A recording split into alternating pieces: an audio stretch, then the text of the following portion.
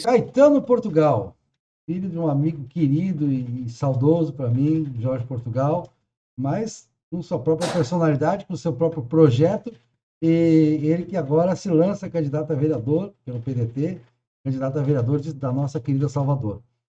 Caetano, bem-vindo ao canal. Eu agradeço, Aurélio Schomer. Boa noite para você, para quem nos está assistindo agora. E também bom dia, boa tarde, boa madrugada para as pessoas que vão nos assistir em outros momentos. Para mim é uma satisfação muito grande, porque você é uma pessoa que eu admiro pela sua cultura, pela sua erudição, e porque hoje é o dia da democracia. E é muito interessante, porque a gente tem visões políticas bastante diferentes e estamos aqui, né, Eu não para acho que elas começar. sejam, eu não acho que elas sejam tão diferentes, né? Eu acho que elas acabam coincidindo, né, em muitas coisas. Eu acho que, porque, É, às vezes a gente acha, pelas siglas, pelas coisas, que a gente é muito diferente, mas quando a gente vai debater as questões em profundidade, bom, a gente vai ter oportunidade de falar sobre isso. é. Desculpa te interromper. Não, que é isso. Então, estou aqui à disposição para conversar contigo, para responder as questões e para falar um pouco da nossa candidatura. É você que manda. Bom, vamos começar falando um pouco da sua história, da sua trajetória de vida. Como é que foi você que nasceu em Santa Amaro? É, como é que foi chegar até aqui, esses 33 anos aí? 33 anos já é uma trajetória, né? Já é um bom pedaço, né? Percorrido. É verdade. Eu vou então resumir na biografia política, digamos assim, as atividades mais relacionadas ao ativismo social e político. Acho que é a parte que interessa mais, né? A audiência nesse momento. Eu nasci em Santo Amaro e fui criado aqui em Salvador desde, desde o primeiro ano, mas sempre com contato com a minha cidade natal. A cultura santamarense faz parte da nossa casa, faz parte da nossa vida. E desde cedo tive contato com algumas personalidades da política por conta do meu pai. Ele foi filiado ao Partido dos Trabalhadores, ele tinha um engajamento no movimento negro, ele era uma pessoa muito ligada às questões culturais daqui da cidade, da Bahia como um todo. E por esse motivo, o tema da política sempre esteve presente, né, no ambiente lá de casa. Eu, pouco mais tarde, me filio ao à Associação de Moradores de Itapuã, que é o bairro aqui em Salvador onde eu residi por mais tempo, ao longo dos últimos 21 anos. Eu tenho residência em Itapuã. E a partir dessa organização a gente pôde atuar em causas importantes para o bairro. Evitamos, por exemplo, e foi até no contexto do Fórum Social Mundial, por iniciativa da minha parte, que contou com a cooperação dos companheiros lá da Associação dos Moradores, a gente organizou um seminário sobre escolas militarizadas, demonstrando os prós e os contras. São escolas que, de fato, têm um desempenho superior às outras escolas públicas, mas que têm uma norma de que 70% dos estudantes matriculados devem ser filhos ou netos, enfim, de policiais.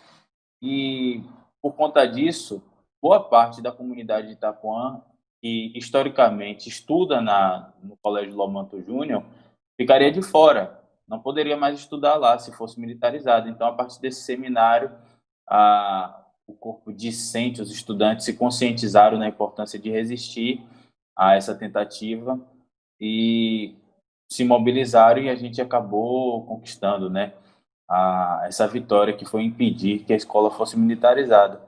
O próprio Fórum Social Mundial foi organizado em parte com nossa colaboração também. Enfim, além do ativismo comunitário de bairro, a partir da AME, eu também faço parte de um terreiro de candomblé, o Vodunzô, que é um espaço não apenas religioso, mas de resistência cultural e de reivindicação pelos direitos culturais desse segmento. A gente colaborou no processo de tombamento do meu terreiro, que foi o primeiro terreiro tombado pela Prefeitura de Salvador. Inclusive, aproveito o ensejo para deixar aqui o meu abraço ao meu sacerdote, o Doté, Hamilton Sacramento Costa.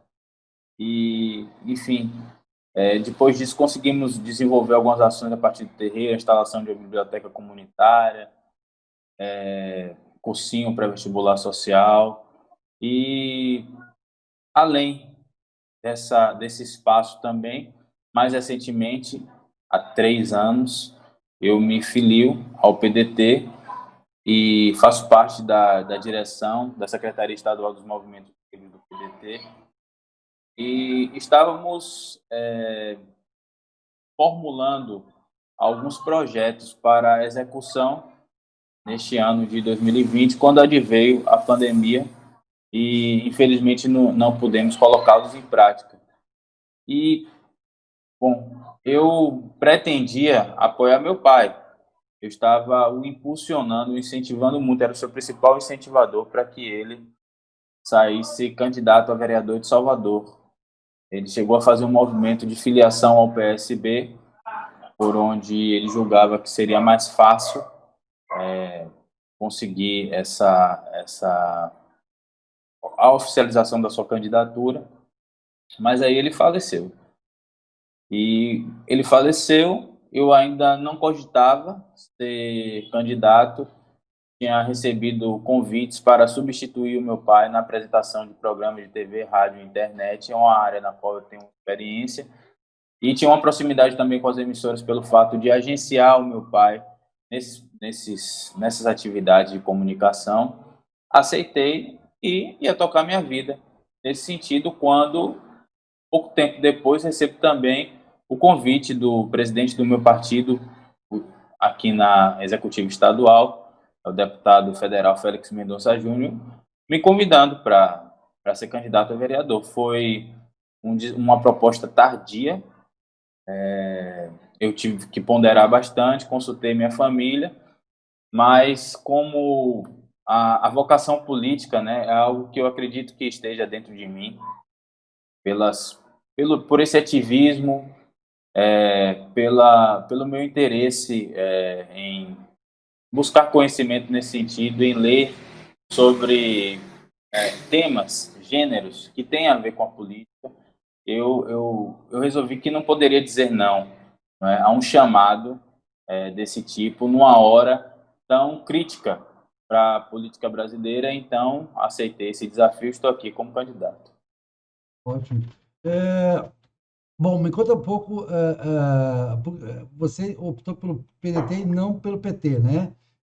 Que era uma coisa histórica do seu pai. Assim, qual foi você tem uma divergência com o PT? Sim, tem uma divergência. É um partido que eu admiro. Eu acho que o PT é o maior partido da América Latina.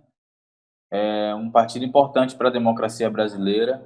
Eu considero que os governos petistas conseguiram realizar avanços significativos para a sociedade brasileira, especialmente no campo social, em que pese não terem esses governos de Lula e de Dilma não terem efetivado nenhuma reforma estrutural propriamente dita. A principal divergência que eu tinha com o PT e com todos os partidos era a falta de um projeto nacional, né?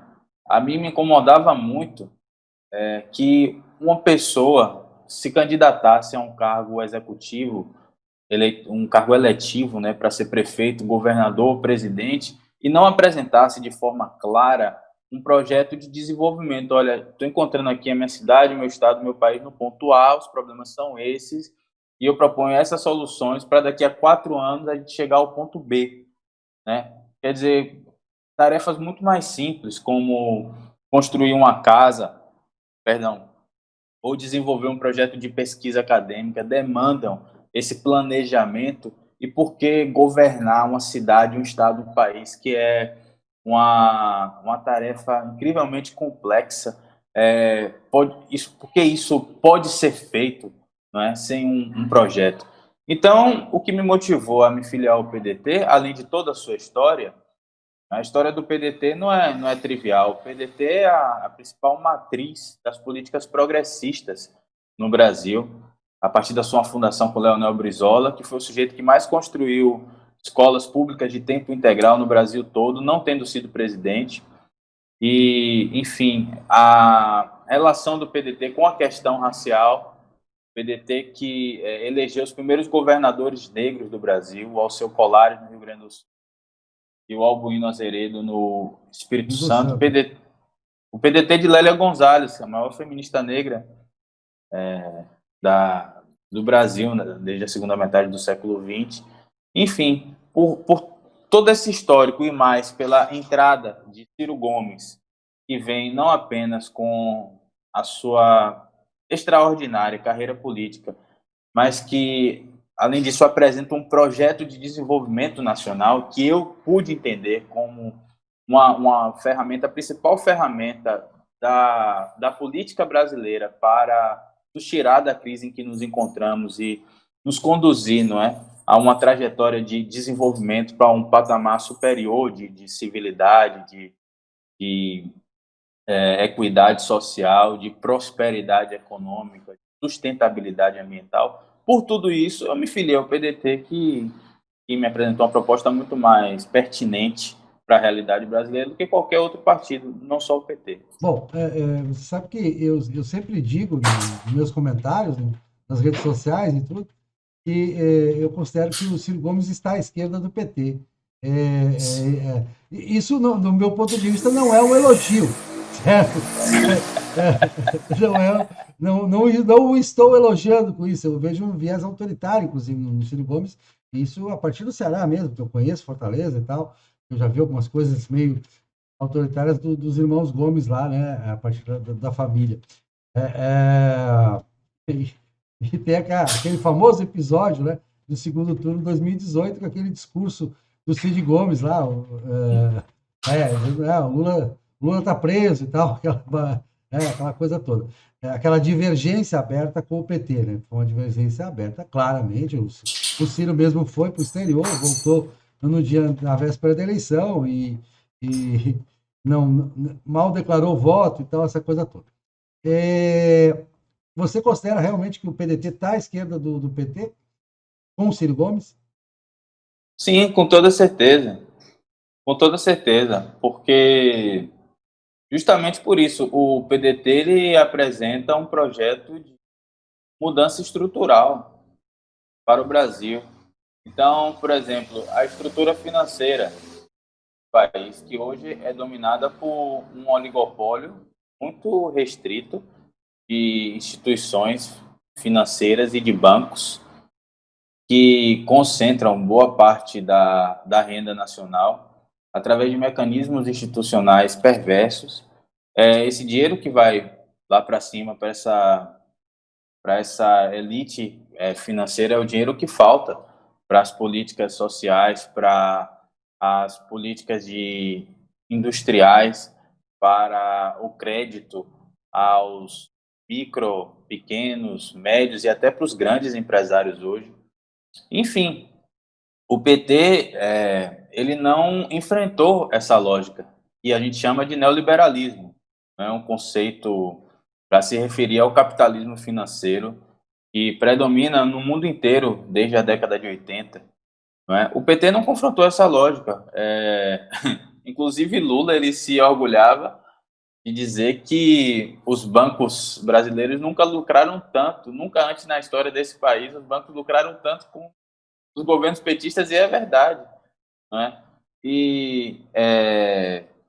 Então, o Ciro Gomes ele foi muito claro, e essa percepção de que Ciro Gomes está à esquerda do PT, ela é tida, inclusive, pelos representantes das finanças, da grande finança, e por seus agentes políticos. Não à toa, alguns prepostos aí de grandes banqueiros, e o próprio Michel Temer, disseram claramente nas eleições de 2018, qualquer um, menos o Ciro Gomes. Qualquer um, inclusive Fernando Haddad, que, aliás, foi reconhecido pelo Wall Street Journal como um belo quadro para governar o Brasil. Então, o Fernando Haddad, ele Ele é é marxista, assimilar. né? De formação é marxista. O Haddad é marxista de formação. Inclusive, a tese de doutorado dele é sobre a União Soviética. Diz que era. Ele não repetiu aquilo do capitalismo de Estado, mas é mais que isso.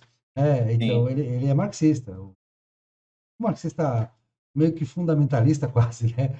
O Haddad. Tanto é que ele resvala nessa pauta pós-modernista, ele não vai muito, né? Não é a é, dele, né? Às vezes ele dá umas resvaladas aí nessa pauta pós-modernista que tem dominado a militância petista ultimamente, né? Dado que a pauta econômica já não é mais uma prioridade, parece, para o PT, né? Agora, aqui em Salvador, já que nós estamos disputando a eleição municipal, você faz parte da coligação, necessariamente para prefeito, não, a coligação para vereador, sim, de Bruno Reis, né? Inclusive, o isso. seu partido tem a vice-prefeita, né? Candidata a vice. Isso. Você está alinhado com.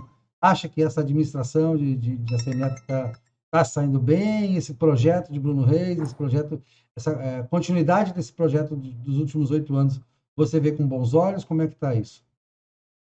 Olha, eu acho que é uma administração relativamente boa. E esse relativamente, eu me refiro a duas comparações. A primeira delas com a administração anterior de João Henrique, sem dúvida nenhuma. A cidade de Salvador, nesses últimos 8 anos, ela passou por melhoramentos muito mais expressivos do que no período de João Henrique, quando nós não tínhamos uma crise econômica tão severa como essa que se abate sobre o Brasil hoje. Então, isso é mérito do ACM Neto, que ampliou a receita, que tem mantido assim uma gestão fiscal responsável, que conseguiu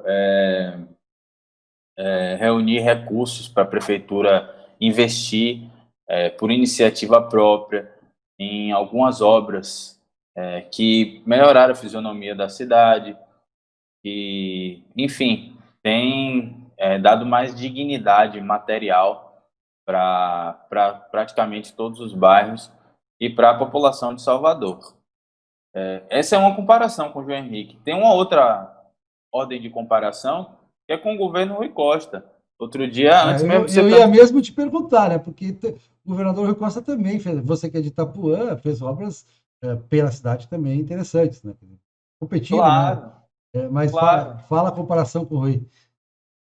Não, eu escrevi um textinho que publiquei no Facebook e começava assim: olha, se vier um turista que nunca chegou a Salvador e hoje me perguntar quem é o melhor governante da Bahia, se a CM Neto na prefeitura de Salvador, se Rui Costa à frente da governança estadual, eu não vou saber responder, porque na minha opinião eles têm qualidades e têm também, digamos, limitações muito semelhantes, muito semelhantes. Quer dizer, o que falta a ambos, eu acho que é uma prioridade, não é? No campo social, em políticas de desenvolvimento econômico para reduzir o desemprego, a informalidade, para a elevação da renda per capita, políticas de combate à desigualdade social, especialmente à desigualdade racial. Salvador é uma cidade brutalmente racista.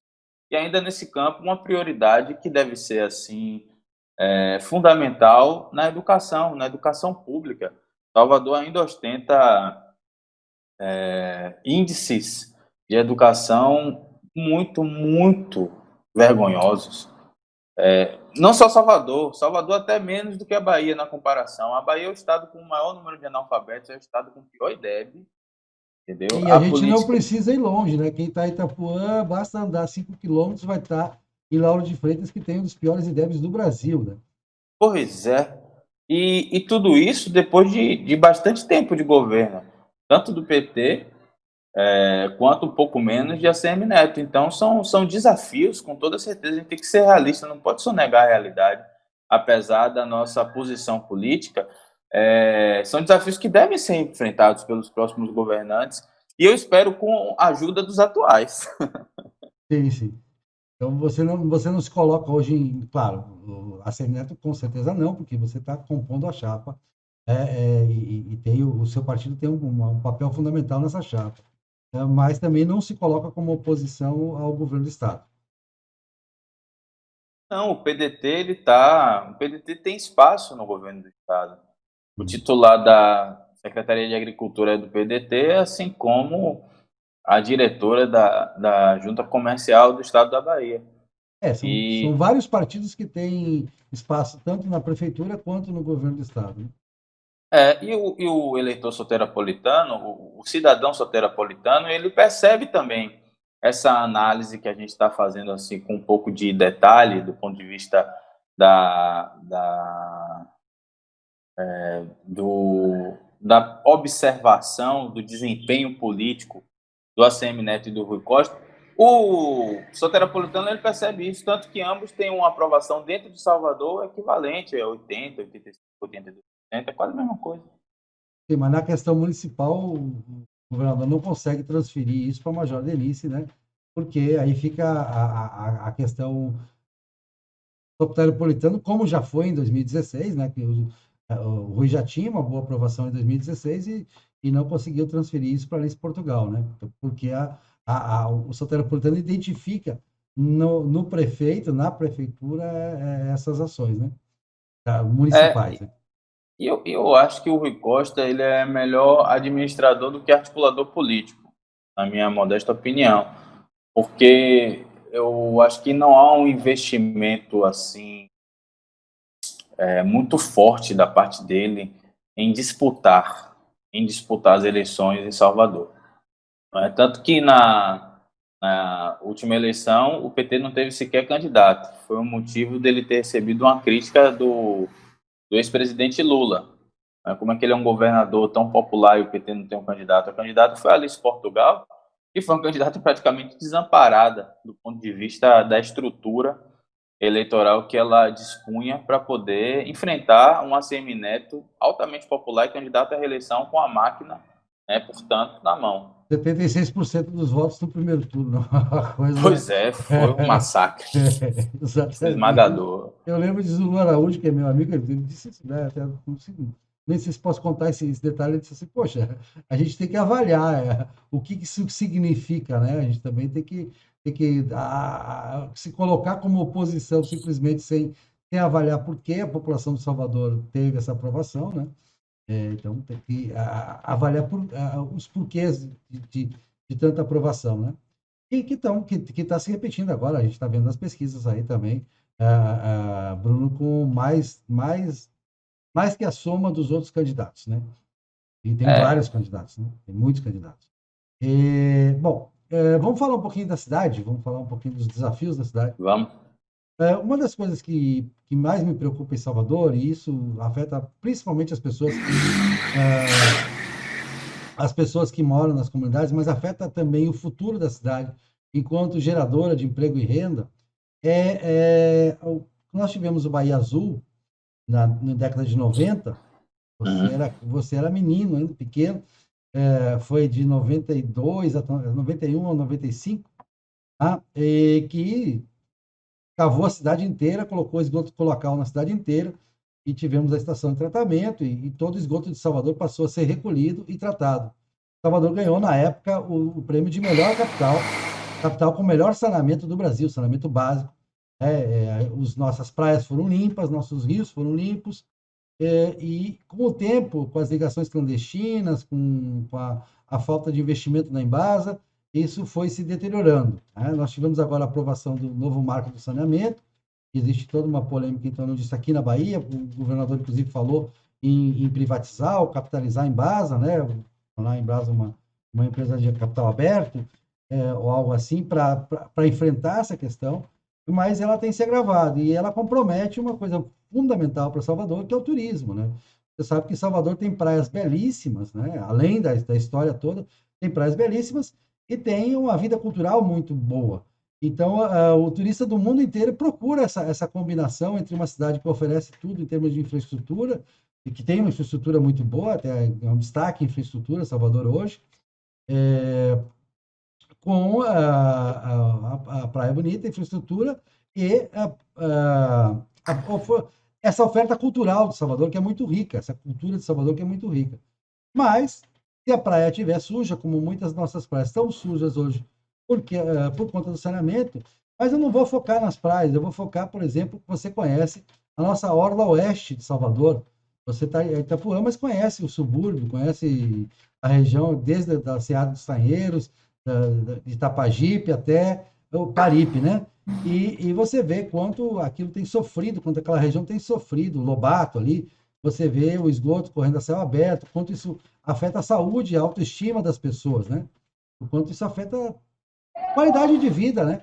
Principalmente dos mais pobres que moram nessas regiões, né? Como é que você vai se posicionar como vereador nessa questão do saneamento básico? Olha, é uma atribuição do Poder Executivo, os investimentos na área de saneamento, né? Agora, Depende no caso, com o novo marco do saneamento, vai passar por uma lei municipal, vai passar por um processo de a prefeitura, a Assembleia já falou nisso, né? De decidir se vai ficar com a Embasa ou com o novo marco do saneamento, você pode decidir que vai ficar com a Embasa ou vai fazer outro tipo de parceria, ou mesmo municipalizar, talvez, algo assim. Mas alguma postura vai ter que ser tomada pelo prefeito, com participação dos vereadores, porque são coisas que dependem de aprovação legislativa também, sobre o saneamento. Como é que você se posiciona sobre essa questão do saneamento básico? eu acho que qualquer política pública ela tem que começar pela pesquisa acadêmica. Então, precisamos consultar os especialistas, como o professor Roberto Moraes, por exemplo, que é um expoente, né, da engenharia sanitária e ambiental, professor titular da UFBA, e outros, Jefferson Viana, especialista também em meio ambiente, para a gente ter a real dimensão dos problemas decorrentes da falta de saneamento básico, e é baseado em 4 pés, né? Não é apenas o esgotamento sanitário, tem também a drenagem de água pluvial. O Frei Exato. Vicente de Salvador, primeiro historiador do Brasil, ele já apontava na virada do século XVI para o século XVII, que todo ano, quando começava a temporada, a estação das chuvas em Maio. Salvador. Maio em Salvador tem história tem relato do Padre Vieira, sabia? De Antes dele, o Frei 1624. Vicente de Salvador, antes dele, Antes dele também, falava disso.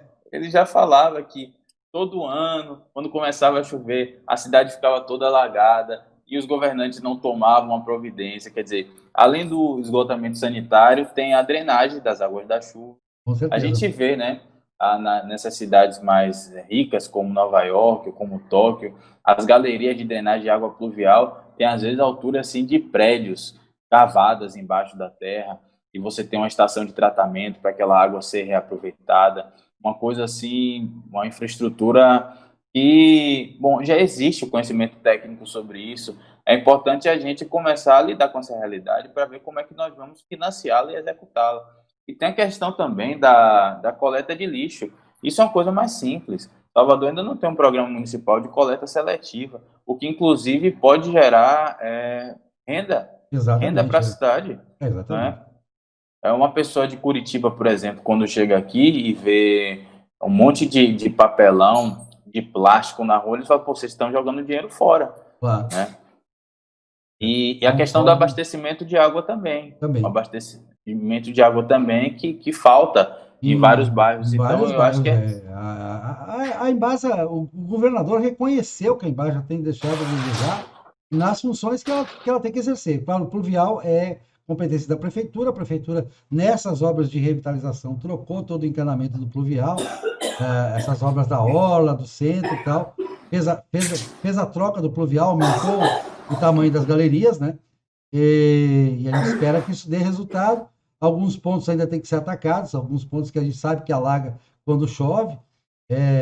Mas, claro, eu acho que já se fez alguma coisa no sentido do pluvial. E esses dias, né, até estava me contando aqui o Cláudio Chinoco, que é candidato também a vereador, ele estava contando do Santo Antônio Além do Carmo, não sei se você soube, teve problema lá com o cloacal, E aí a prefeitura teve que intervir junto com a Embasa para preservar o pluvial também, porque estavam ligando no pluvial. E aí isso também prejudica o pluvial, né? Além de você ter uma poluição, você prejudica a rede pluvial ao fazer essa ligação. E aí ele estava me contando, não, mas a Embasa queria cobrar dos moradores a obra de colocar lá alguém no local. Pô, não é, acho que não é o caminho, né? Você não vai pegar comunidades que têm problemas e tal e vai dizer, bom, vocês vão ter que pagar, porque a pessoa não vai pagar, não vai ter condições de pagar e não vai sair a obra, e essa obra é fundamental, né? É absolutamente fundamental.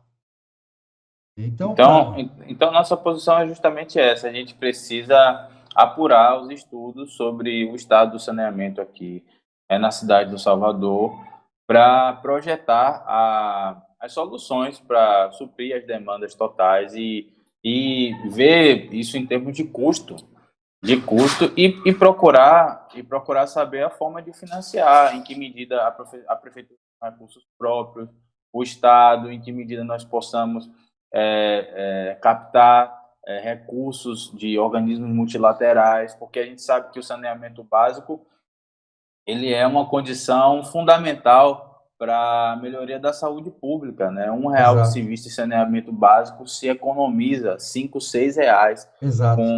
com saúde pública. Então, é uma política assim fundamental e muitas vezes ela não é encarada com a seriedade devida.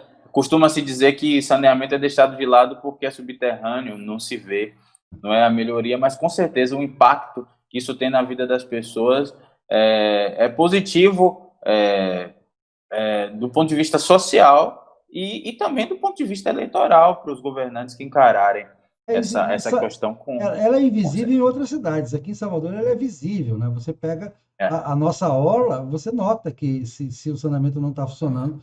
E aí você tem lugares, por exemplo, que eu acho muito bonita a Praia de Tubarão, por exemplo, em Paripe, que é um lugar para se desenvolver o turismo ali, para atrair turista, né? Um lugar lindo, né? A orla lindíssima, a praia belíssima, aquela água mansa da Bahia, né? E a gente tem que garantir que aquela água esteja limpa, não só para a população de Paripe poder utilizar a sua praia, como para atrair turistas também, né? Acho que o turismo tem uma grande vocação em Salvador, ou você acha que não? com toda certeza. Salvador é uma cidade cuja economia é, é composta em 62% do PIB pelo setor de serviços. Não Exato. é? É uma cidade bastante urbanizada que, portanto, não tem uma agricultura forte e muito menos uma indústria. Teve um rudimento de indústria no começo do século XX, a figura de Luiz Tarquínio, né, que É, dá nome em ruas daqui, ele exatamente. é um jeito muito importante A para isso. Península de Itapajipe toda teve o surto industrial no final do século XIX e início do século XX. Exatamente. E ainda tem os galpões ali, como vestígios dessa história, né, industrial. Aliás, fazia propaganda, Caetano. No meu canal tem a série História de Salvador, são 7 capítulos, e eu conto isso também, conto esse episódio. É muito boa essa série. Eu assisti alguns capítulos, não assisti toda ainda por causa dessa correria da campanha, mas vou. É um serviço que você presta à sociedade baiana, inclusive eu agradeço, né, por isso. E você viu que não tem viés ideológico, é contar a história como ela Não, aconteceu, né? A gente é, sabe. E é teve muito boa. Alagados também, Alagados foi uma coisa muito marcante na história de Salvador, né? Ficou conhecido em todo mundo a indignidade de deixar aquelas pessoas morando daquela forma, e os governos queriam tirar aquelas pessoas dali, as pessoas resistindo, né? Uhum. Essa resistência eu acho muito bonita, eu acho que a gente tem que rememorar, até na história dos bairros, agora a gente vai fazer uma coisa mais forte. Você tem o Novo Marotinho, por exemplo, que você deve conhecer aí na, Sim, na Estrada Velha do aeroporto, né? perto de Bom Joia. O antigo Marotinho era do lado de Bom Joá, né? O Marotinho original, né? E aí tem o novo Marotinho, que é do lado de 7 de Abril, agora na Leomar Baleeiro, que foi Uhum. aquela remoção que acabou sendo feita porque eles não queriam remover. O prefeito da época, em 1978, quis simplesmente botar abaixo as casas que estavam realmente numa região de risco ali, entre o Bom Joá e a Fazenda Grande do Retiro, queria simplesmente botar abaixo. E aí colocaram lá no Novo Marotinho, mas colocaram só na terra. Se virem aí como vocês quiserem, né? A terra era da Urbs, conseguiu o governador a cessão da terra da Urbs, e a gente sabe que acabou se estruturando como aquele chamado aglomerado subnormal, que é uma questão que a gente também tem que tratar. Eu acho que toda pessoa que mora em Salvador merece ter um CEP, merece ter uma frente para a rua. Né? Com certeza. Não dá para É, viver empilhado em você escadaria. tá tocando em questões muito importantes que eu não posso tratar assim de uma maneira telegráfica, né? Então, sobre o turismo. O turismo é uma das principais vocações econômicas da cidade de Salvador. Já é uma realidade. Eu acho que houve assim uma infraestrutura para o turismo que foi desenvolvida nesse período de ACM Neto, especialmente nas duas orlas, na orla da Bahia e na orla Atlântica. Eu acho que tem uma plataforma aí para gente, para ser aproveitada, que já tem sido aproveitada com iniciativas econômicas e, enfim, comércio, eventos.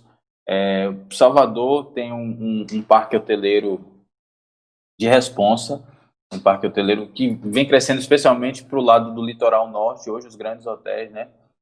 Você tem o Exato. Catuçaba, você tem o Deville, você tem o grande hotel Stella Maris, que estão já instalados nessa área. E, mais além disso, eu acho que tem que ter um investimento maior, por exemplo, no capital humano. A gente não pode ter uma cidade que tem essa vocação extraordinária, a primeira capital do Brasil. Eu chamo Salvador como uma capital da diáspora africana no mundo, porque não tem nenhuma cidade fora da África tão importante do ponto de vista demográfico e do ponto de vista cultural para a história e a cultura de inspiração africana do que Salvador.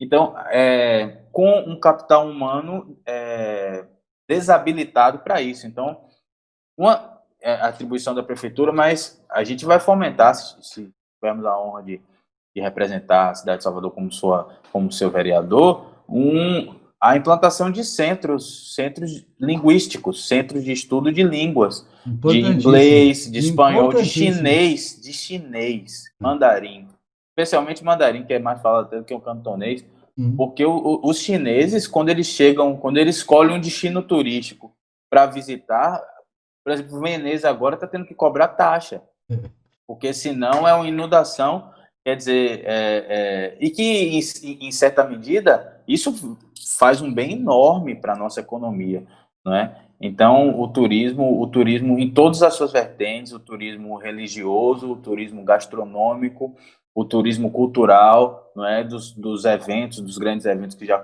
acontecem, sendo o carnaval o mais importante deles, precisa ser fomentado um ano todo na cidade de Salvador. Exato. Bem, você falou em formação e aí eu vou colocar outra questão para você. Com o meu filho nesse projeto da História dos Bairros, que a gente vai continuar também, a gente teve em todos os bairros de Salvador esse ano. E aí, o que nós vimos é que muitas escolas muito bonitas, né? Mas a gente sabe que a qualidade do ensino deixa a desejar nas escolas públicas municipais. É um processo, eu sei que não é uma culpa só do prefeito, mas está faltando alguma coisa nisso. E eu vi também o esforço do pessoal dos bairros até mais populares, como Pirajá, como Fazenda Grande, ter escolas privadas. Você encontrei várias escolas privadas, né? Então, famílias que fazem um esforço para colocar o filho dentro da escola pública ali, mas fazem um esforço para colocar o filho na escola privada. Você seria contra a ideia de vouchers para, como se fez o ProUni para o governo, que é um programa que eu elogio muito do governo Lula, e ficou no governo Dilma, de vouchers para a escola privada? Olha, eu acho que como uma solução provisória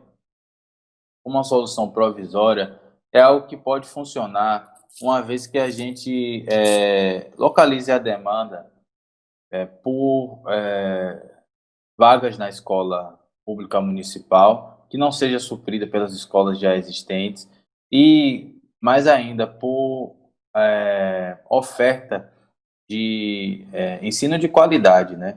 Exato. Ensino de qualidade. Claro, você É tem que ser preciso uma fazer coisa. uma avaliação do desempenho dessas escolas, não Uhum. é? Que já acontece através do IDEB, por exemplo.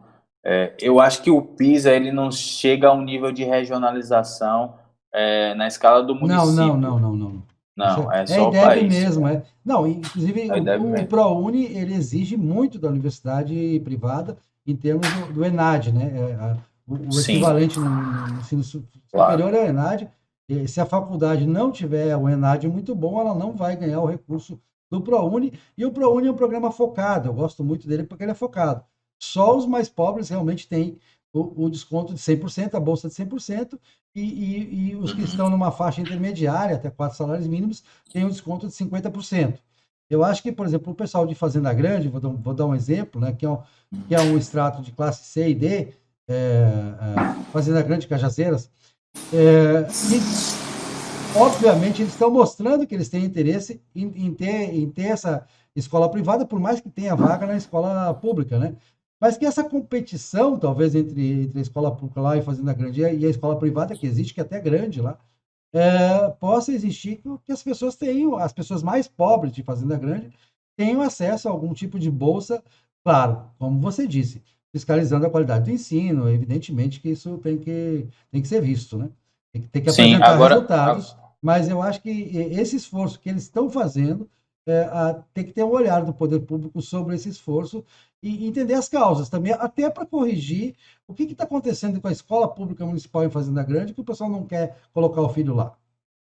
pois é, com certeza. Agora, eu acho muito importante frisar aqui para você, Aurélio, até porque é a tradição do meu partido, é uma causa que mobiliza a minha vida, desde o legado, né, que eu recebo pelo exemplo do meu pai, a questão da educação pública de qualidade. Isso é uma prioridade absoluta na nossa luta política e, inclusive, é algo que é justificado pelo desempenho prático das cidades e dos estados que apresentam o melhor Com IDEB. certeza. E no Então, o mundo caso do inteiro isso. Ceará, No mundo inteiro isso. Não.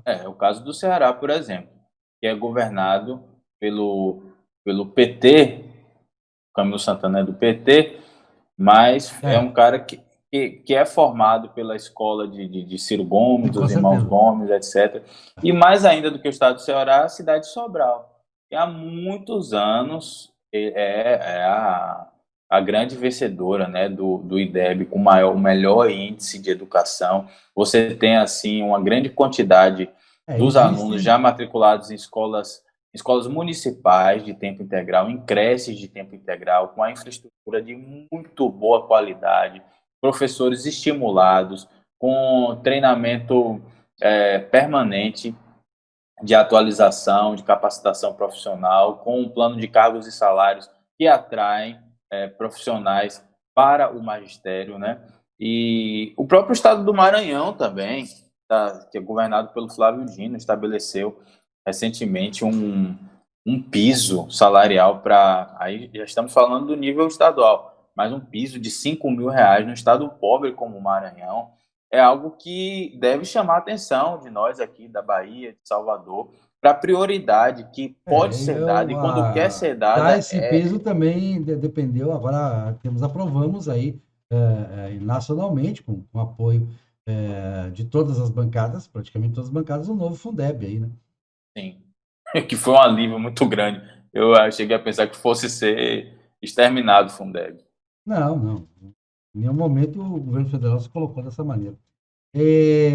Agora, não é só recurso. Tem uma coisa que os professores reclamam, e a gente ouviu aqui em outras entrevistas também, muita gente que trabalha com os professores reclamam da falta de segurança nas escolas, é, e que isso causa um problema grave, que é o problema do professor não ser respeitado em sala de aula, né? E aí e ele não tem um suporte para se fazer respeitado, porque eu acho que o professor para ensinar, ele tem que ter alguma autoridade, né? Não estou dizendo para o professor ser. Ninguém vai ajoelhar no milho, como era antigamente, nada disso. É. Mas quando o professor pede silêncio, tem que ter silêncio. E por aí vai, né? Eu acho que você não discorda disso, né? Então, Não, de forma nenhuma. a gente tem esse problema da segurança. Eu acho que, no caso municipal, eu vejo por que não a Guarda Municipal participar disso, né, como forma de garantir o perímetro escolar também. Com certeza. O crime organizado isso é uma questão muito delicada, ele só é organizado quando conta com a anuência de parte do Estado, não é? Porque no final das contas a gente sabe onde estão instaladas as principais bocas de narcotráfico, como acontece essa dinâmica do tráfico de drogas, do tráfico de armas. E o exemplo maior hoje é o Rio de Janeiro, que virou uma espécie de milicianismo uma político parte neopentecostal. uma parte é comandada pelos milicianos, a outra parte pelos traficantes no Rio. É um Aqui narcomilicianismo em Salvador neopentecostal, uma coisa. não existe milícia, mas existe o tráfico, É, é uma realidade. e com certeza, para que essa situação se reproduza de maneira relativamente tranquila, existe aí uma anuência de parte, não sei em que medida, não sei de que parte, não posso fulanizar ninguém, do poder público com isso. Isso é uma questão de segurança pública nacional e até transnacional. Quando a gente vê a rede do PCC, por exemplo, ela conta com células, né, na Bolívia, no Paraguai, na Colômbia, e que tem que ter uma medida, um projeto de segurança pública muito, muito forte em relação a isso, que desça ao nível dos municípios e dos bairros. Em relação à Guarda Civil, com certeza, é o mínimo que se pode fazer uma ronda escolar, não é, frequente, que aumente o efetivo, que, enfim, a Polícia Militar já faz isso nas escolas estaduais, que é a competência dela, mas eu acho que tem que fazer também, se nós temos uma guarda municipal, e a guarda municipal,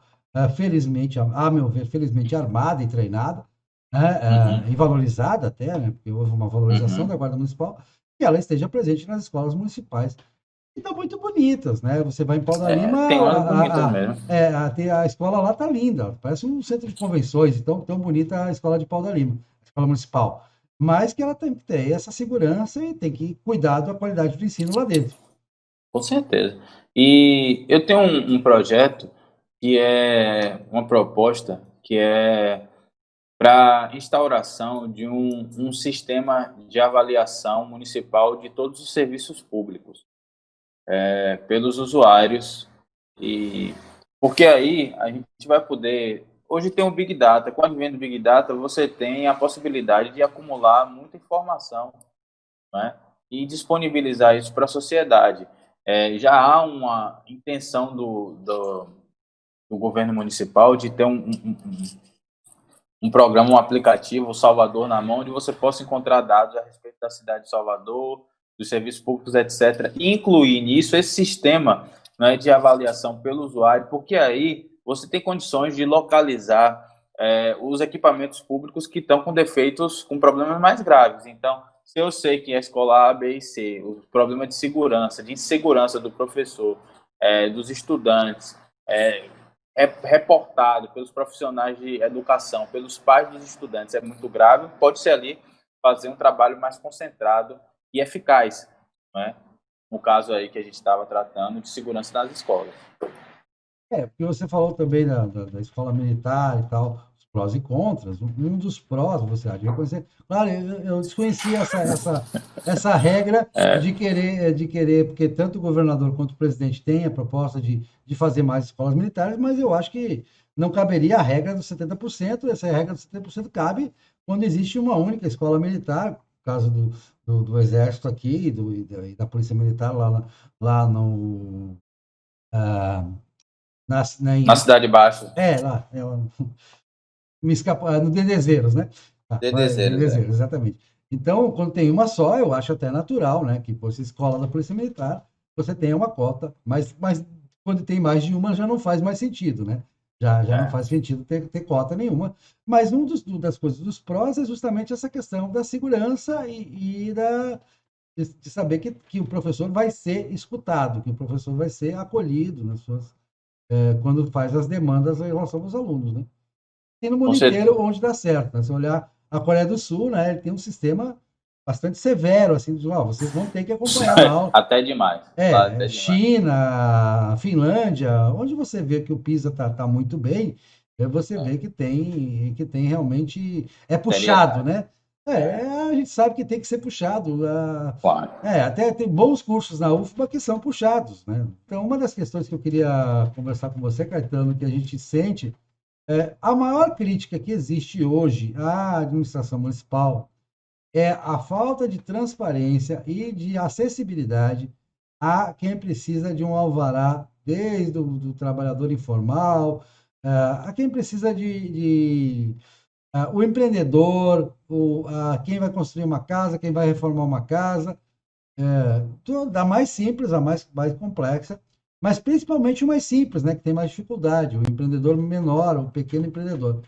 Ah, o Bruno Reis falou aí em construir um saque empresarial, mas não sei se essa é a melhor solução. O governo do estado fez o saque lá atrás e o saque está cada vez mais complicado, tem cada vez mais fila, né? Ele é uma estrutura que vai se retroalimentando, né? E além de ter custos para o município e tal.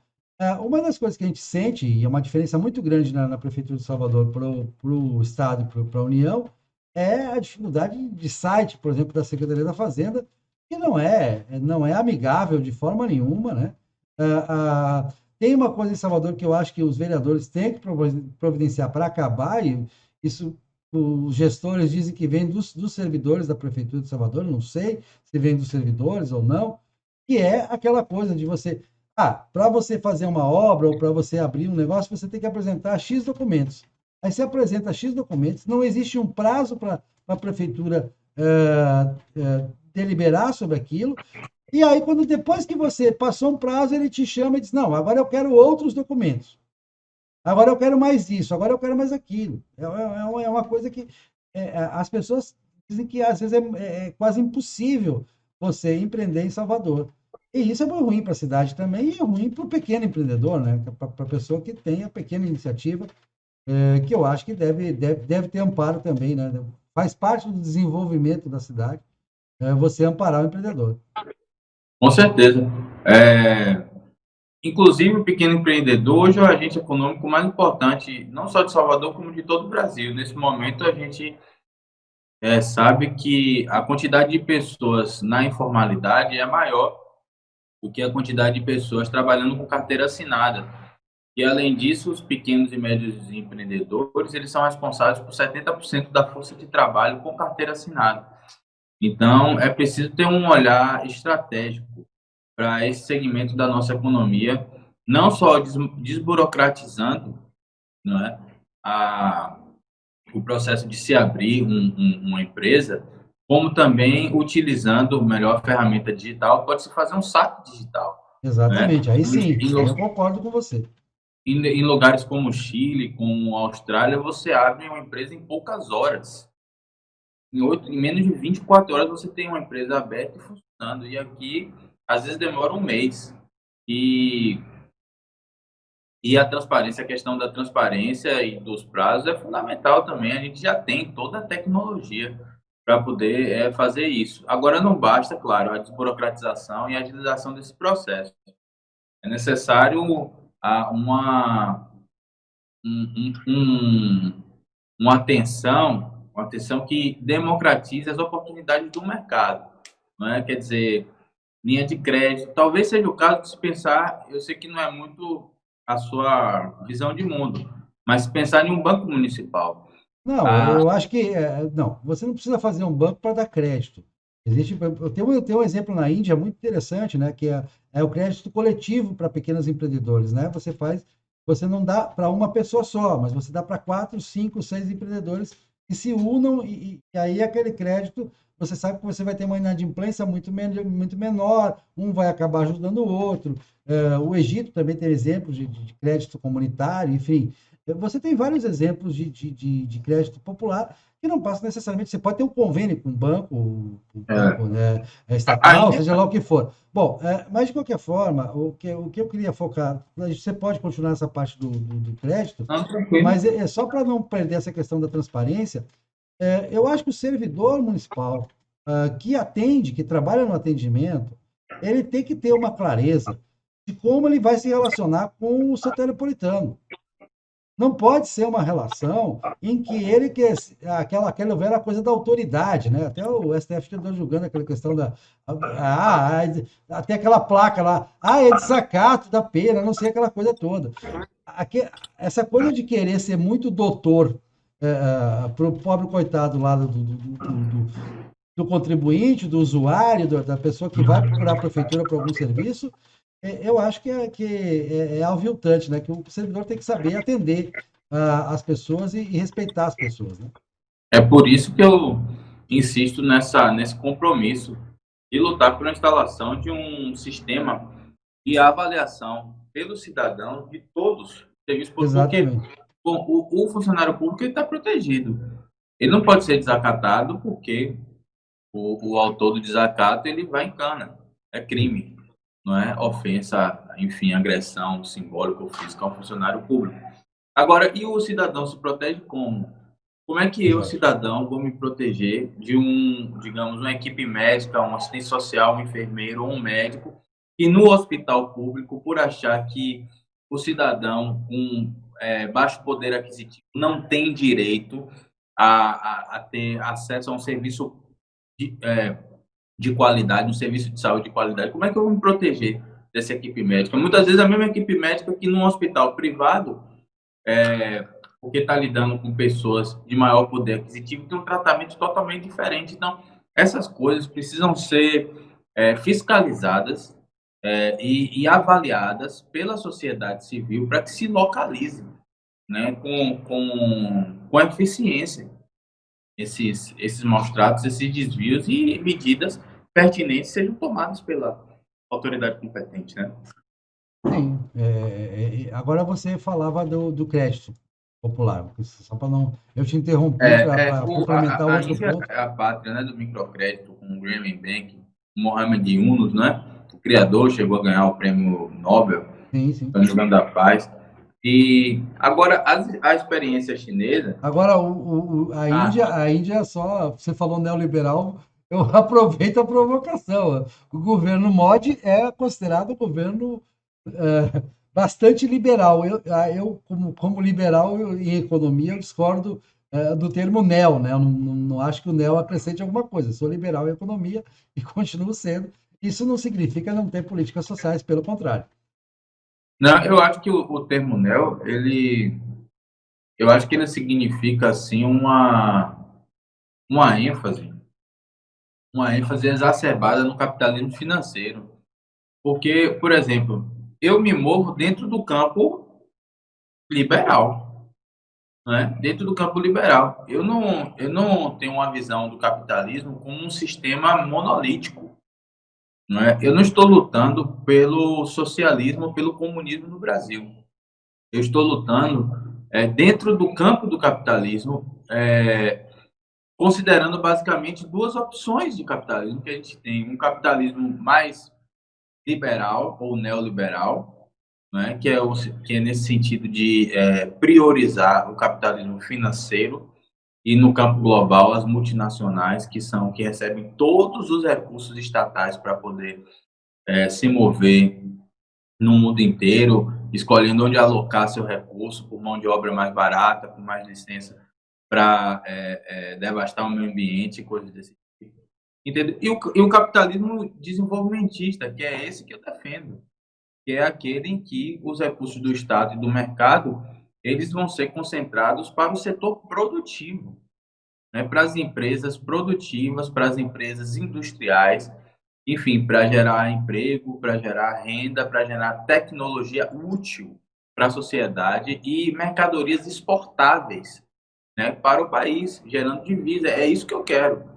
É isso que eu quero. E aí, quer dizer, a China, que se diz um regime comunista e de fato tem boa parte da sua economia concentrada e veiculada por estatais, ela utiliza de políticas desenvolvimentistas que o Brasil já fez no passado, que boa parte dos países que ascenderam a um patamar mais elevado, né, de desenvolvimento, enfim, de prosperidade compartilhada, utilizaram. E nesse caso municipal, se eu não me engano, Xangai, que hoje tem uma das maiores malhas metroviárias do mundo, construiu o metrô praticamente com recursos próprios de um banco municipal, não é? Então, quer dizer, uma cidade como Salvador, que tem um PIB de 64 bilhões de reais e é a nona capital em termos de renda, né? De riqueza produzida anualmente do Brasil, eu acho que é de se pensar uma iniciativa como um banco para abertura de linhas de créditos locais, né, para resolver. Porque o capital financeiro é muito concentrado no Brasil. Quer dizer, Sim, mas 85% das você. operações financeiras são feitas por três bancos, por Tá, quatro mas bancos. aí eu te faço um contraponto. Você pode ter essa ação, essa política. Vamos fazer na saúde. Na saúde, você tem as UPAs municipais. As UPAs são administradas por entidades privadas. Embora não sejam. Deixa eu passar o barulho. As UPAs são administradas por cooperativas, por entidades privadas, né? Fundações e tal, privadas, de direito privado. Como é o Hospital do Subúrbio também, do governo do Estado, que copiou o modelo e me parece que o modelo funcionou. Você tem UPAs, pelo menos eu já fui várias vezes na UPA dos Barris e o atendimento foi excelente. Foi até melhor do que muitos hospitais de plano de saúde aí, né? Eu acho que também nessa área você pode criar parcerias, né? Sim, sim. Eu não tenho nada contra a parceria público-privada, não. Para mim, É o nosso caso do metrô também. claro, claro, problema nenhum. Eu só não tenho fetiche. Não tenho fetiche nem por estatização, nem por privatização. Ah, Para sim. mim, eu tenho que olhar qual é o problema, o que é que vai servir melhor, não só do ponto de vista histórico, mas do ponto de vista contemporâneo, observando a experiência comparada do mundo, dos lugares que funcionam melhor, dentro do Brasil, enfim, para ver o que é que nos cabe. Tem alguns setores que a gente já sabe que o poder público ele acaba ele tem um desempenho melhor do que o poder privado, do que a iniciativa privada. Por exemplo, o setor que não cabe a nós, mas o setor de energia, quase todo no mundo todo é público, né? Esse setor de óleo e gás. Setor De geração de energia. é A geração, distribuição, não. Distribuição é aí coisa do privado. ser privatiza. A educação, a iniciativa privada pode ter um espaço, tem um espaço importante nesse sentido, né? Agora, para você fazer uma alavancagem qualitativa para educar, é preciso que o Estado, porque ainda mais num país pobre como o Brasil, você não tem condição de colocar todo mundo na escola privada, então tem que ter uma escola pública boa. Agora, A veja saúde bem, pública, mas você tem que ter um problema de gestão aí. Por exemplo, eu vou dar um exemplo que a gente deu no ProUni. A vaga no ProUni, que é para pobre, não é para rico, não. A vaga no ProUni, ela custa muito menos para a União do que a vaga na UFBA. E a UFBA não é vaga só para pobre, você sabe muito bem disso. E a UFBA tem muita gente lá fazendo medicina que, né, que não precisava não pagar. no ensino superior, dá para fazer as duas coisas ao mesmo tempo, né? Se é aumentar o número de vagas nas universidades públicas e é, pode existir esse esforço com programas como o ProUni. Agora, eu dizer, no campo da saúde também, agora fica muito evidente, mesmo para os liberais mais extremistas, que é importante que um país como o Brasil tenha um sistema público de saúde. Porque imagina no meio dessa pandemia, a Não, gente, claro que sim. Tem coisas que são próprias do Estado, por exemplo, vacinação, essa polícia, profilaxia. Isso aí não tem o que discutir. Com relação aos atendimentos secundários de saúde, de graus de complexidade, né, que a gente fala, a gente vê o exemplo da UPA, do Hospital do Subúrbio, que pode coexistir o hospital público, o atendimento público, o atendimento universal do SUS, com uma gestão privada, né? com parceria, como a gente acabou de dizer. Então, não é, você não tem que ser um servidor público necessariamente que vai estar lá. Sim, sim. Eu, É eu, eu, discutível. eu, eu acredito também, Caetano, no serviço comunitário. É uma coisa que se abandonou no Sim, Brasil. Por que não serviço comunitário? Por que não um programa de renda mínima que envolva a profissionalização, cursos profissionalizantes e uma prestação de serviço comunitário em determinadas horas, dentro da comunidade, né, para você ter uma ação dentro da comunidade, que as próprias pessoas da comunidade possam ser remuneradas para agir claro, na comunidade. Então, você pode pensar em muitas ideias que sem, como você disse, sem o fetiche de estar pensando se é estatal ou não. claro, claro, claro. O O recurso vai ser importante é dar estatal, né? certo e institucionalizar o que dá certo. Isso é É, importante. o recurso vai ser estatal, lógico. Claro. Para esses programas, o recurso tem que ser estatal. Você não vai ter um hospital público sem que o recurso seja estatal. Como você vai gerir, aí é uma questão de a gente debater as várias formas que você tem de gerir qualquer empreendimento, de qualquer coisa. Quais são as melhores formas de gestão? Claro, e com avaliação. Tem, sempre com Importante. avaliação, É sempre com importante sempre avaliação. avaliar. Né? Outra coisa que a questão do transporte público em Salvador, né? Você Vixe, tem dois sistemas, né? Você tem um sistema que vale para a região mais tradicional da cidade, que é o dos ônibus, né? Os ônibus que é hoje é um monopólio mesmo, né? Porque embora seja várias empresas, então integra lá, virou um monopólio só.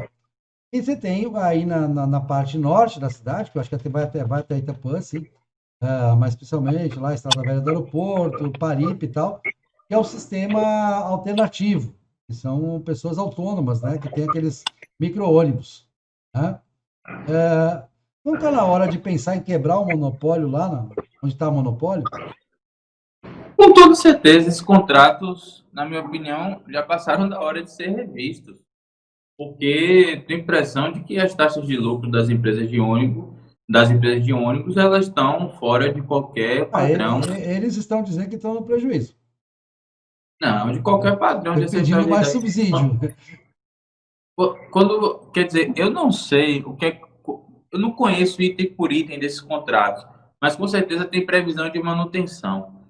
Quer dizer, eu de vez em quando pego ônibus, pego Uber, pego um aplicativo, pego um ônibus, às vezes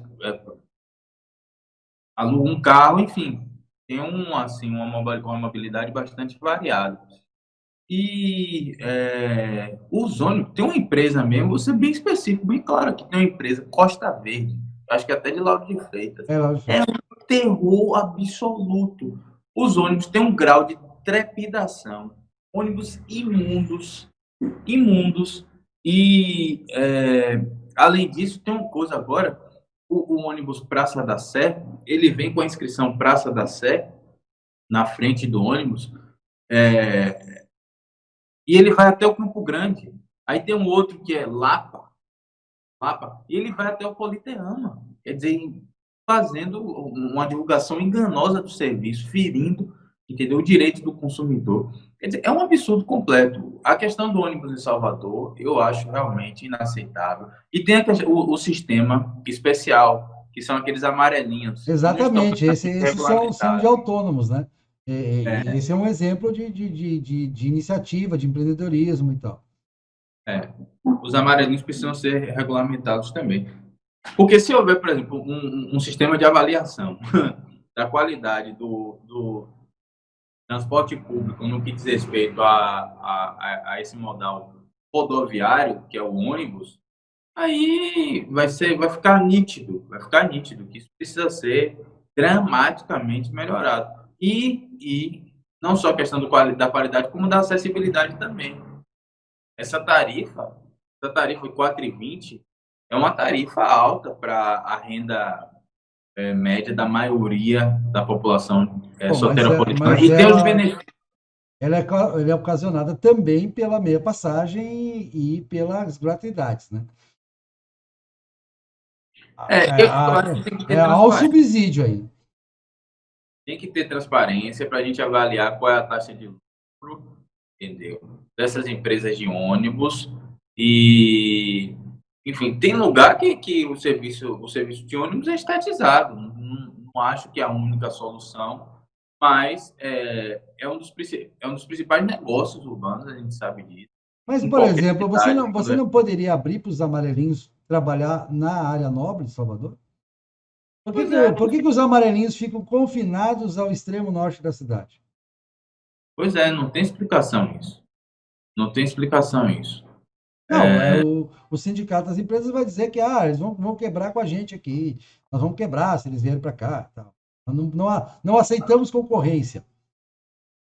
E agora mesmo nessa pandemia, reduziram bastante a frota. Eu não sei em que medida, É, mas está muito mais difícil o acesso ao ônibus em Salvador. Com certeza, as cidades que funcionam melhor, que são mais saudáveis, com menos engarrafamento para quem, inclusive, transita de carro, fazem uma opção clara pelo transporte público, não é? Com corredores exclusivos, com um transporte de qualidade, para que uma pessoa de classe média que tem condição de ter o carro, e às vezes até que tem um carro, opte por pegar o transporte público, não é? E Salvador ainda precisa avançar muito nesse sentido. Eu acho que nesse caso aí o metrô foi um conseguimento importante. Eu não sei como é que vai ser esse BRT, precisa começar a funcionar para a gente ver se vai funcionar bem ou não. a parte mais cara da obra está feita, né? A parte mais difícil foi feita, agora é só complementar. Enfim, e as outras. E a, quando fala de transporte público, a gente esquece, tem as ciclovias, que é uma coisa muito importante, porque você andar a pé e andar de bicicleta é uma questão também de saúde pública, porque o sedentarismo é um fator de doença. Exatamente. É um fator de doença, inclusive das principais doenças. O que mais a saúde pública existe uma perspectiva assim que subestima os principais problemas de saúde pública, porque se o critério do direito à vida fosse a coisa mais importante, a diabetes seria assim enfrentada como uma questão nacional, porque é a causa número um de morte no planeta Terra. Mata muito mais que qualquer pandemia. Todo ano. No Brasil mesmo, no último ano, foram 140 mil pessoas mortas em decorrência de diabetes. Entendeu? E, enfim, colesterol e tudo isso. Então, uma cidade que você possa se locomover de bicicleta e, mais importante, a pé. O Sim. pedestrianismo é totalmente marginalizado em Salvador. É impressionante o que Isso é acontece histórico. nas calçadas de É Salvador. Você histórico. tem menos espaço para andar. É histórico isso, né?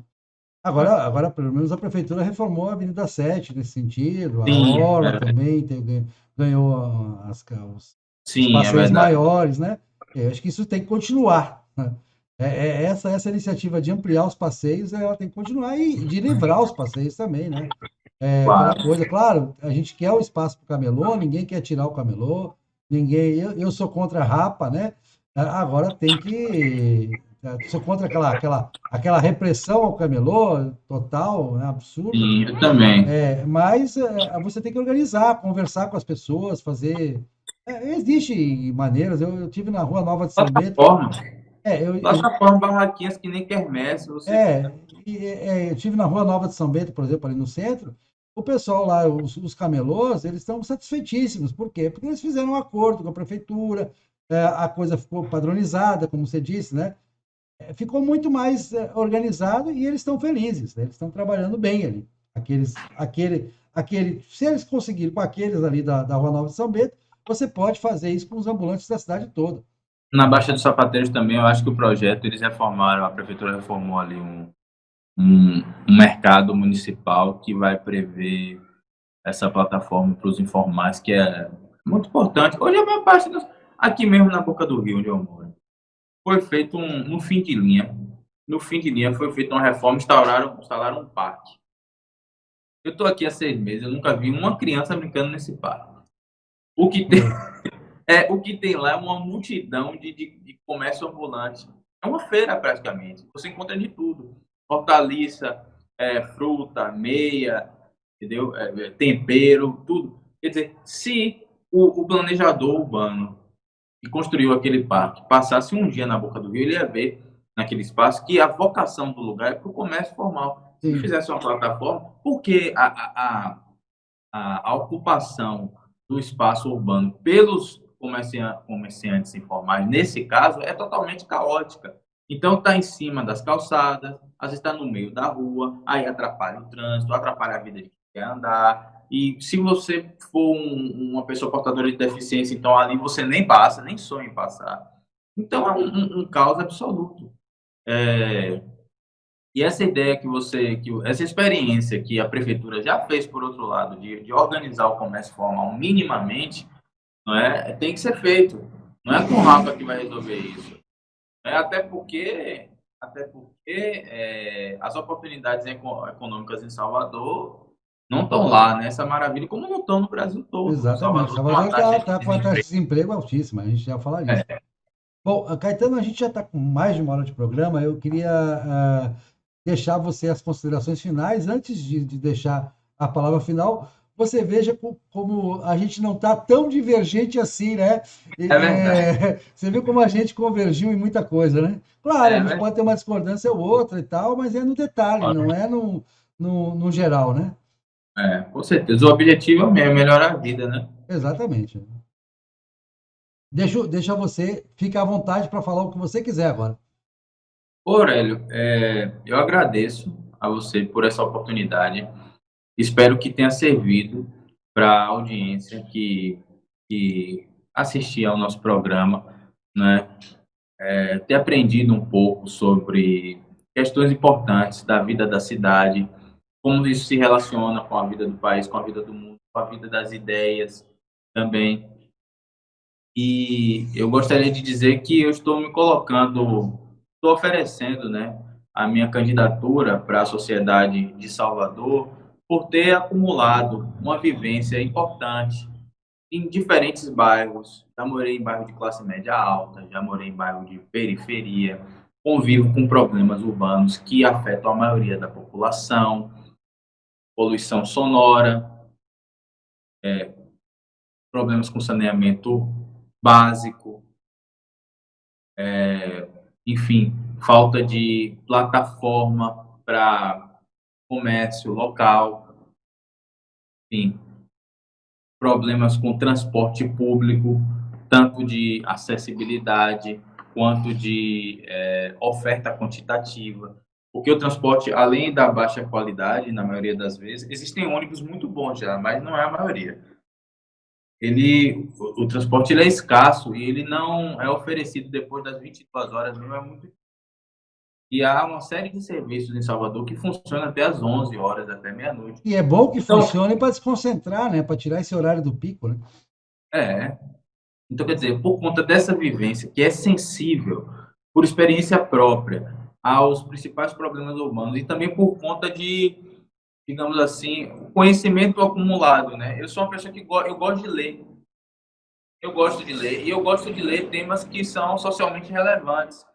Quer dizer, economia, ciência política, urbanismo, arquitetura, enfim, história, antropologia, são temas que ajudam a gente a ter uma visão objetiva e acompanhar também as estatísticas, né, de desempenho sobre como é que está a situação da educação, como é que está a situação da saúde, etc. Por essa vivência e por esse conhecimento, eu estou colocando aqui a minha candidatura como uma opção. Fale seu número, viu? Como Fale seu número. eu sou Caetano Portugal, candidato a vereador de Salvador pelo PDT. O meu número é 12012.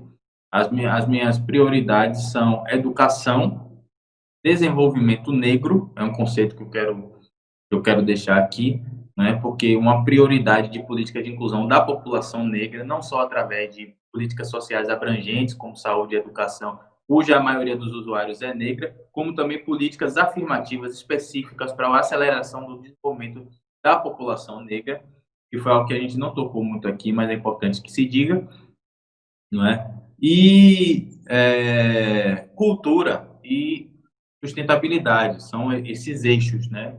Educação, negritude, cultura e sustentabilidade. Se você acredita que esses compromissos, esses propósitos devam ser defendidos por um representante honesto, não tem em absoluto nenhum interesse em se corromper e que tenha qualidade, né, técnica e política para poder negociar publicamente em favor dos interesses da maioria, eu coloco aqui à disposição a minha candidatura e vou agradecer pelo seu apoio. É isso aí. Maravilha. Muito obrigado. E a emoção, quero registrar, Caetano, que realmente eu tô vendo o quadro aí atrás de você. Poxa, carinho. Saiba que vou guardar esse carinho, que senti muito essa perda, que eu sei, claro, que você sentiu muito mais por ser filho, mas o carinho que eu vou levar de seu pai para a vida toda, o exemplo, né? Essa coisa. Eu vou guardar todos os momentos carinhosos que a gente teve e para sempre, né? Uma coisa assim que eu não sei explicar. Eu não. Eu sempre digo em filosofia, e escrevi um livro, né, sobre filosofia só para isso. Eu não consigo ainda aceitar a ideia da morte. A morte me parece muito inaceitável, né? É muito difícil aceitar, né? É muito A difícil. recíproca é verdadeira e, já que você se referiu ao quadro, é uma obra de Sérgio Gomes, artista plástico de Tapetinga, e eu acho que ele conseguiu representar, assim, com muita fidelidade, sensibilidade, a expressão, né, do rosto do meu pai. É por isso que eu escolhi como cenário para as lives que tenho feito. Ótimo, maravilha. É. Grande abraço, viu? Valeu. Abraço, Aurélio. Tudo de bom. Até Valeu. mais.